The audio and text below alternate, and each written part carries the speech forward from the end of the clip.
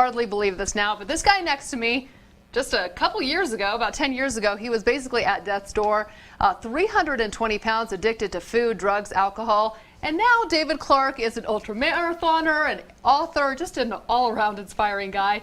Thank you so much for being here. Now, let's go back. Talk to me about what your life was like 12 years ago. Oh, it was absolutely unmanageable in every possible sense. You know, I was going 1,000 different directions, and I was, very young and had a lot of responsibility, owned a really big company, and I was medicating myself away from the world with drugs and alcohol and food and everything else I could think of. And it sounded like, from reading your book, that people didn't really intervene. You were able to hide it pretty well, or just kind of manage your life pretty well? Yeah, I mean, I think everyone who struggles with addiction masters the art of hiding it, or at least they think they do. And, I think people just kind of left me alone and let me try to figure it out myself. Well, we've got some pictures of you back in the day, and you don't even look like the same I remember guy. that guy. When was the moment that you said, you know what, something has to change?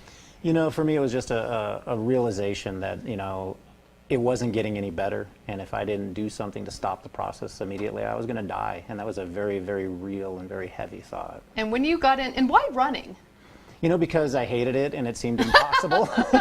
And, many people do. The emotional stakes had to be really high for me. I wanted to create a new life that was, inspiring to me and worthy of big change. And it sounds like you didn't start with like a 5K or a mile run. You went and signed up for the Denver Marathon. Yeah, I did those things along the way. I started out running 15 seconds at a time, and then walking for a minute. But I did the 5K, but marathon was really, really it. That's what I was looking for. And then 100 milers. Okay, and you've done a zillion of those now. I've done several of them. I ran across Colorado in 2012, and I've done like 1,500 milers, something like that. What do you want to say to somebody who's kind of standing in the shoes you were in 12 years ago? To not make it really big, going back to 2005 when I started my journey, if I ever tried to map it out and plan it that I was going to become a vegan athlete and run 100 milers, it would have been too big. I would have, given up along the way. So keep it small. Yeah. Trust the process. Well, you are so inspiring. I cannot believe these pictures. Here's his book, Out There, A Story of Ultra Recovery by David Clark.